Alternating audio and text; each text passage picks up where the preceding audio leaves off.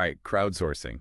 Sounds kind of buzzy, right? Yeah, it does have that kind of techie buzzword vibe. But the stuff you sent over, it's Hmm. clear this is more than just hype. We've got academic papers here, business case studies, even some articles hinting at where crowdsourcing might be headed in the future. It's a pretty big deal. Definitely changing how we solve problems, how innovation happens. So our mission today is to really figure out what crowdsourcing IIS, how it actually works, Hmm. and what it means, for the average person. Sounds good. One of your sources, it defines crowdsourcing as the use of IT to outsource any organizational function to a strategically defined population of individuals Mhm.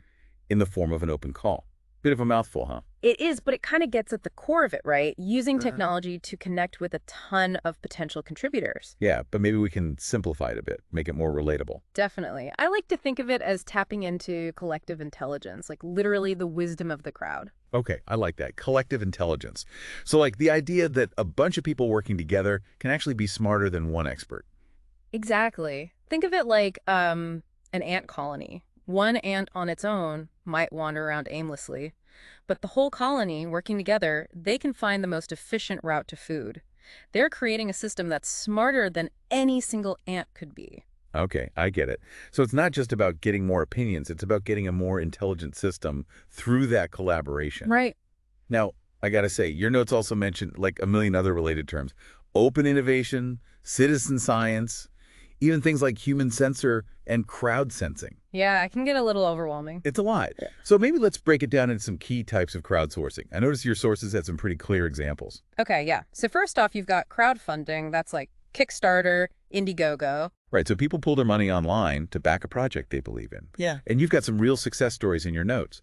Morpher, that foldable bike helmet, they raised like, what, 300,000 pounds on Indiegogo? 10 sunglasses got 350,000 pounds, also on Indiegogo. But the one that blew my mind, Pebble, one of the first smartwatches, they raised over $10 million on Kickstarter. Yeah, it can be seriously powerful. Okay, so crowdfunding is a big one. What else? Then you've got crowd working. This is all about like distributing small tasks, often kind of repetitive tasks, to a big online workforce. Amazon Mechanical Turk is a classic example. So instead of hiring employees directly, a company uses this global network of people who are willing to do these micro tasks. Yep, exactly. All right, so we've got crowdfunding, crowd working. What's next? Crowd solving. This is when you present a complex problem to the crowd and see who can come up with the best solution.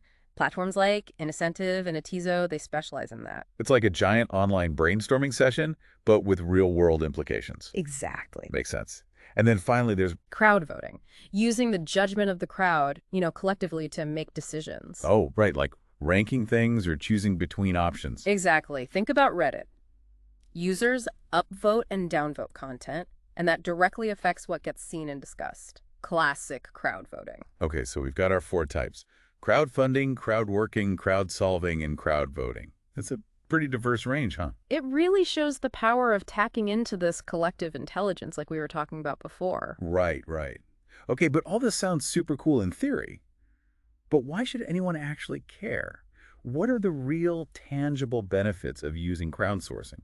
Well, one of the biggest benefits is cost savings. Tapping into a global talent pool, it's often way more affordable than traditional hiring. Makes sense. And your notes also highlight the benefit of idea diversity, right? Huge benefit. You're getting perspectives from all sorts of different people, from different backgrounds. That can lead to more creative, innovative solutions that you might not get with a smaller, more homogenous group. Like breaking out of that echo chamber. Exactly. And you know what else your notes don't really mention? Speed. Crowdsourcing can get things done so much faster than traditional methods because you have all these people working on it at once. So you're like turbocharging your problem-solving process. Pretty much. And I imagine you also get access to specialized skills that might be hard to find or really expensive to hire for individually. Absolutely. Need someone who's an expert in, I don't know, 16th century basket weaving for your project. Chances are you can find that person somewhere in the crowd. Okay, so if you're listening to this and you're thinking, man, I've got this tough problem, or my project needs a lot of input, crowdsourcing might be the way to go. It's definitely worth considering. But of course, it can't all be easy. There's got to be some downsides, some challenges to using crowdsourcing. Oh, absolutely. It's not a magic bullet, that's for sure. Your lecture notes specifically talk about quality control as a potential issue. Yeah, that's a big one. Since anyone can participate, the quality of work you get can vary a lot. Mm. You're opening it up to people with different levels of skill, different motivations. Right. So you need really strong systems for vetting submissions, evaluating the work. Otherwise, you could end up with unusable results. Okay, so quality control can be an issue. Anything else? Managing a really large, spread out group of people can be a real challenge. Communication and coordination become even more important. So you might save money on some things, but then you have to invest more time and energy into managing the crowd itself. Exactly. It's a trade-off. All this talk about managing crowds, it makes me think about those company examples you had in your notes. Those are really cool.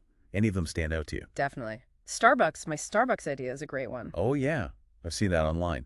That's where customers can submit ideas for new drinks, food, or even just ways to improve the Starbucks experience. Right. It's a great example of crowd voting in action, and it's been really successful for them. They've gotten like over 150,000 ideas through that platform. Wow, that's a lot of ideas. Yeah, and they've used it to launch things like sugar-free syrups, the skinny mocha, even K-cups. So it's not just for tech companies. Even a giant like Starbucks can benefit from crowdsourcing. Absolutely. And it's not just for getting ideas either. Remember that Netflix example? And Netflix, I don't think so. Tell me about it. Back in 2006, they had this contest.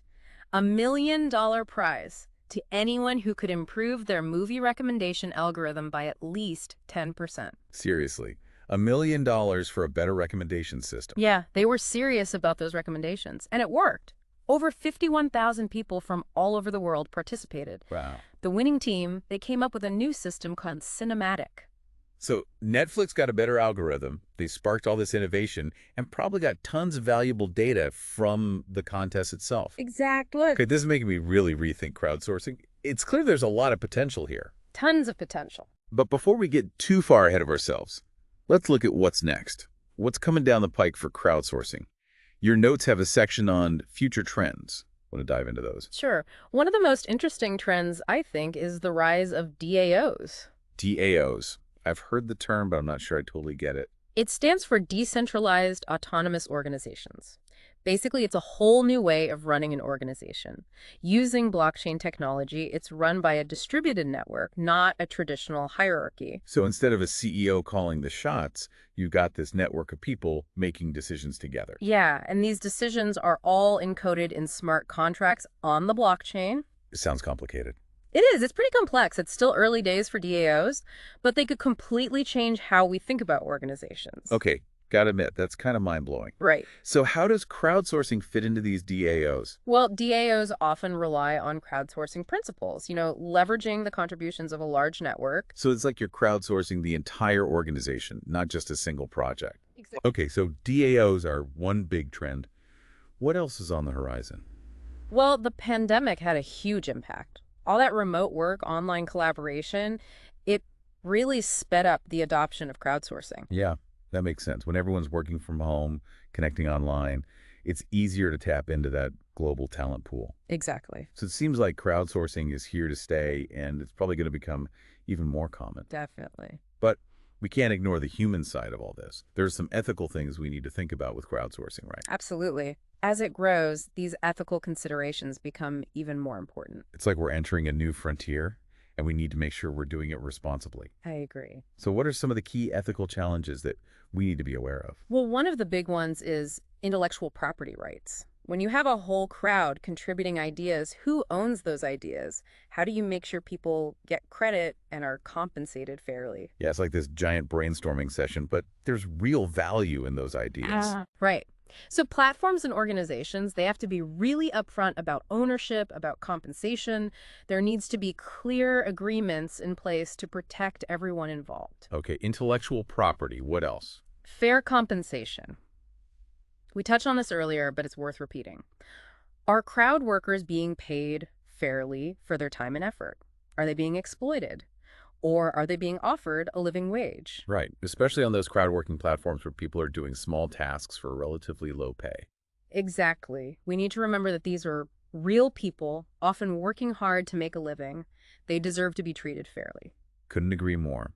And it's not just about the money, right? What motivates people to participate in crowdsourcing in the first place? That's a great point. It's not always just about the money. Some people might be motivated by the challenge, by the chance to learn new skills, or even just to contribute to something bigger than Like a themselves. sense of purpose. Right, and understanding those motivations is key to designing effective platforms. Wow, this has been an incredible deep dive already. We've defined crowdsourcing, looked at all the different ways it works, and talked about the benefits and the challenges.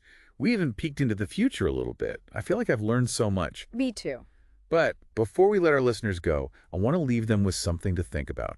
Given the rise of AI, what are the implications of using AI to manage or even replace human crowd workers in the future? Whoa, that's a big question, a really big question. I know, right? Yeah. It feels like we're on the cusp of a whole new era of crowdsourcing, one that could look very different from what we've seen so far.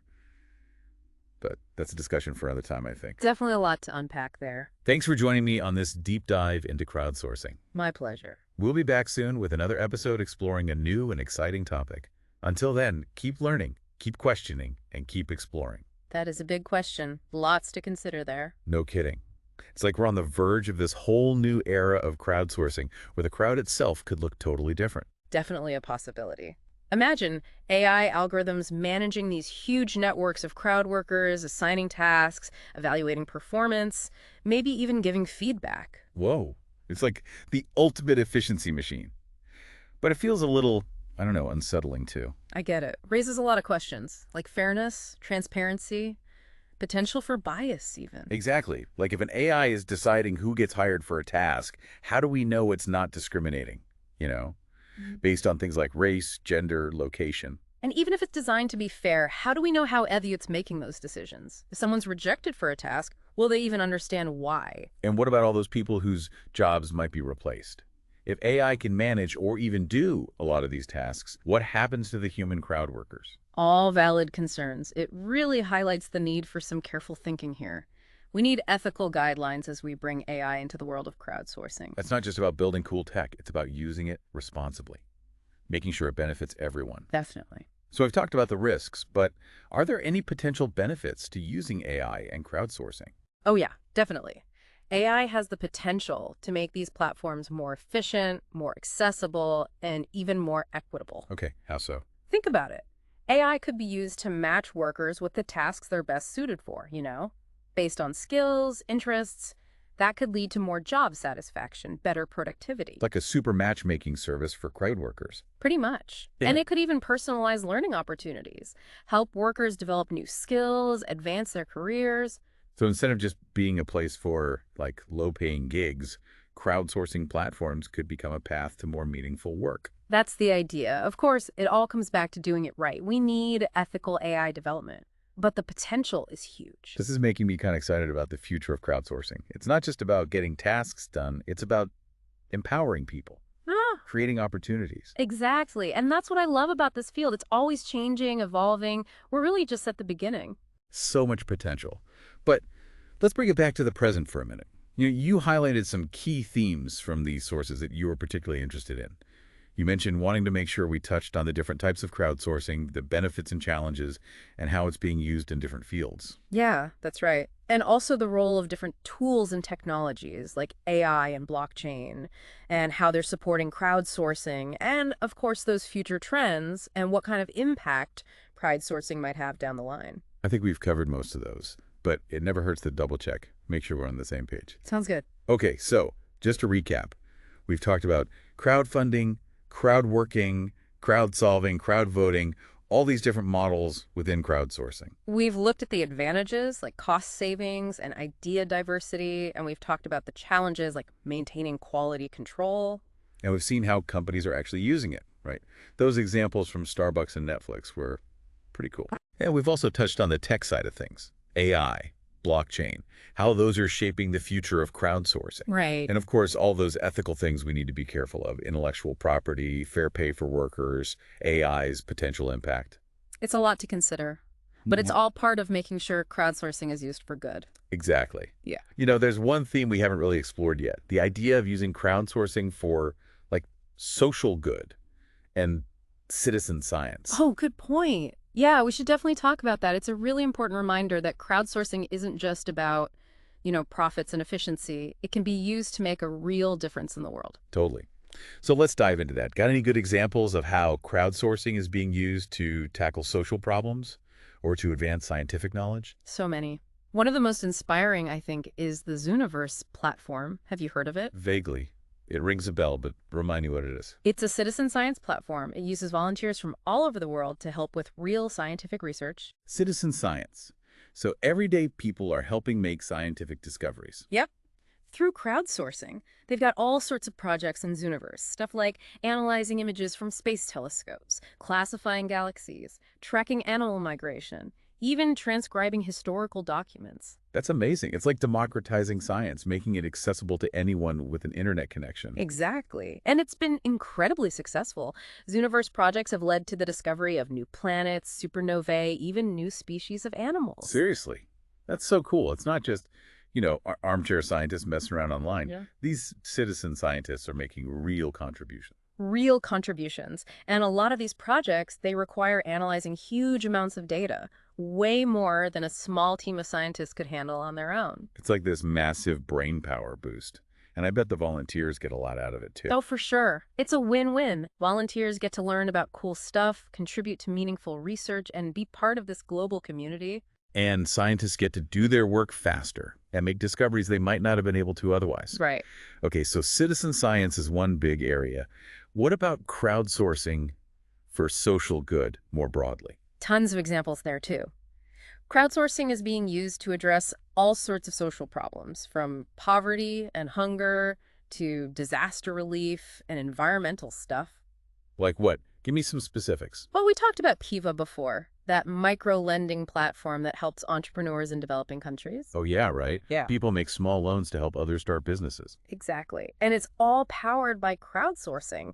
Lenders from all over the world, they can pool their money to support these entrepreneurs. It's like this global support network, helping people lift themselves out of poverty. And Kiva has been incredibly successful. They've helped facilitate millions of loans, made a real difference in people's lives. That's amazing. It's like taking the concept of crowdfunding and applying it to social impact. Exactly. And there are other platforms out there doing similar things. GoFundMe, Donors Choose. People can raise money for all kinds of causes. And what about Ushahidi? Don't they use crowdsourced data to track crises and coordinate relief efforts? Yep. That's a great example of crowdsourcing in action during emergencies. It's like harnessing the compassion of the crowd to help people in need. It really is. Wow. We've covered so much ground here. From different types of crowdsourcing to real-world examples to the ethical considerations, it's clear that crowdsourcing is a powerful tool. Incredibly powerful. And as technology keeps developing, the possibilities are only going to grow. It's exciting to see how people are using it to make a real difference. I agree. And it's a reminder that we all have the power to contribute, whether we're donating to a cause, volunteering our time, or just sharing our skills. We can all be part of the solution. Exactly. It all comes back to that idea of collective intelligence, right? Hmm. When people work together, incredible things can happen. Totally. And as we move into this new era of crowdsourcing with AI and everything else, it's important to keep those values in mind.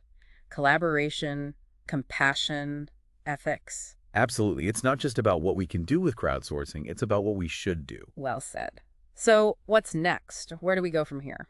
Well, remember those post-pandemic shifts we talked about earlier? Yeah, all those changes in how we work. Right. I think those are going to have a huge impact on crowdsourcing going forward. It's been quite a journey, hasn't it? Exploring this whole world of crowdsourcing. It really has. We've covered so much ground. All the different ways it works, the impact it's having on, well, everything. From business to, like, actual scientific discoveries. And we even peeked into the future a bit. DAOs, the role of AI, all that. It's pretty clear that crowdsourcing is a major force. And it's not slowing down. It's constantly changing, evolving. As we were talking about all those future trends, I kept thinking about that question I asked earlier about AI potentially replacing human workers. There's still something about that feels a bit, I don't know, uneasy. I get it. It's a valid concern, especially as AI technology keeps getting more and more advanced. But I don't think it has to be a situation where AI just takes over completely. There's a real opportunity for AI and human intelligence to work together, each one playing to its strengths.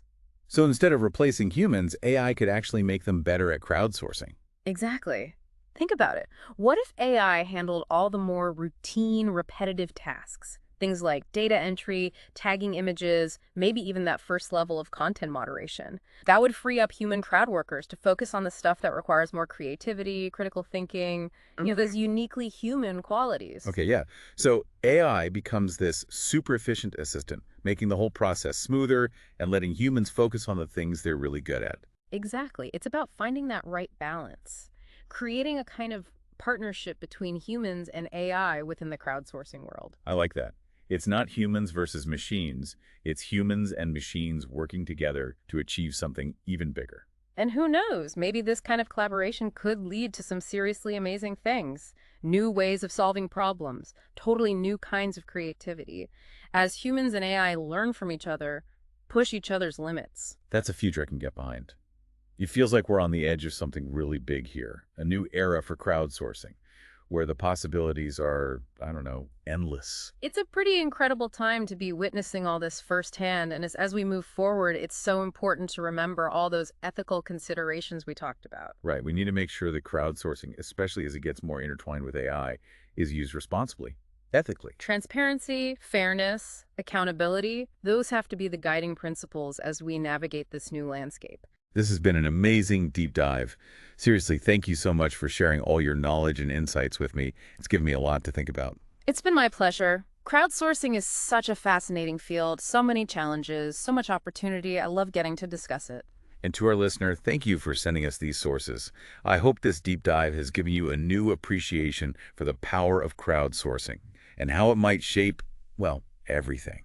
Keep exploring, keep learning, and keep those questions coming.